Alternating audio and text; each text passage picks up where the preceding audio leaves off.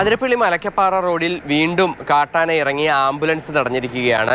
Ambulance രോഗിയെ ചാലക്കുടിയിൽ ആശുപത്രിയിലേക്കാക്കി മലക്കപ്പാറ ഭാഗത്തു നിന്നും തിരികെ ഇന്നലെ വൈകുന്നേരം 5 മണിയോടുകൂടി വാലു ഹൗസ് ഭാഗത്ത് എത്തിയപ്പോഴാണ് 3 ആനകൾ കാട്ടാനകൾ റോഡിൽ ഇറങ്ങി നിന്നിരുന്നത്. ഏകദേശം 15 മിനിറ്റോളം ആനകൾ റോഡിൽ തന്നെ നിലയുറപ്പിച്ചു. ഈ സമയത്ത് ആംബുലൻസ് നിർത്തിയിട്ടുകൊണ്ട് ആനകൾ കടന്നു പോകുന്നതിന് വേണ്ടി ഡ്രൈവറായിരുന്ന അശോകൻ അവസരം ഒരുക്കുകയായിരുന്നു. പക്ഷേ ആ ഒരു സമയത്താണ് ആനകൾ പ്രകോപിതരായി ഈ ആംബുലൻസിന് നേരെ പാഞ്ഞെടുത്തത്.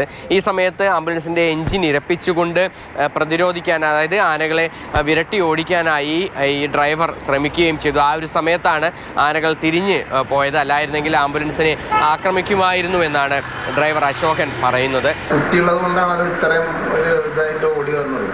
അല്ലെങ്കിൽ സാധാരണ അതിനെ പ്രശ്നങ്ങൾ ഉണ്ടാക്കാറില്ല. പിന്നെ ടൂറിസ്റ്റുകൾ കല്ലെടുത്ത് എറിയുക അല്ലെങ്കിൽ ഇറങ്ങി ഫ്ലാഷ് അടിക്കുക ഫോട്ടോ എടുക്കുക ചെയ്യുമ്പോഴാണ് ഇങ്ങനെ ചെയ്യാറ്. കഴിഞ്ഞ കുറേ നാളുകളായി മൂന്നാറിലെ പടയപ്പ ജനവാസ മേഖലയിൽ തന്നെ തുടരുകയാണ്. ഇന്ന് രാവിലെയും ജനവാസ മേഖലയിൽ തന്നെ പടയപ്പ എത്തിയിരുന്നു.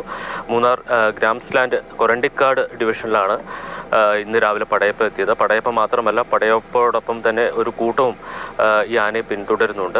നമുക്ക് അറിയാൻ കഴിഞ്ഞ കുറച്ച് ആഴ്ചകൾക്ക് മുമ്പ് വരെ പടയപ്പ കുറെ കൂടി പ്രകോപിതനായിരുന്നു. എന്നാൽ ആ മതപ്പാട് കുറഞ്ഞതിന് ശേഷം പടയപ്പ ശാന്ത സ്വരൂപനായി മാറിയിട്ടുണ്ട്, അല്ലെങ്കിൽ ശാന്ത സ്വഭാവത്തിലേക്ക് മടങ്ങിയെത്തിയിട്ടുണ്ട്. കഴിഞ്ഞ ഒരാഴ്ചക്കിടയിൽ കാര്യമായിട്ടുള്ള അക്രമ സംഭവങ്ങളൊന്നും റിപ്പോർട്ട് ചെയ്യപ്പെട്ടിട്ടില്ല. പക്ഷേ ആളുകളെ സംബന്ധിച്ച് ഈ പടയപ്പയും മറ്റ് കാട്ടാനക്കൂട്ടങ്ങളും ജനവാസ മേഖലയിലേക്ക് എത്തി ലയങ്ങൾക്ക് സമീപത്തേക്ക് എത്തുന്നത് ആശങ്ക ഉണ്ടാക്കുന്ന ഒരു കാര്യം തന്നെയാണ്.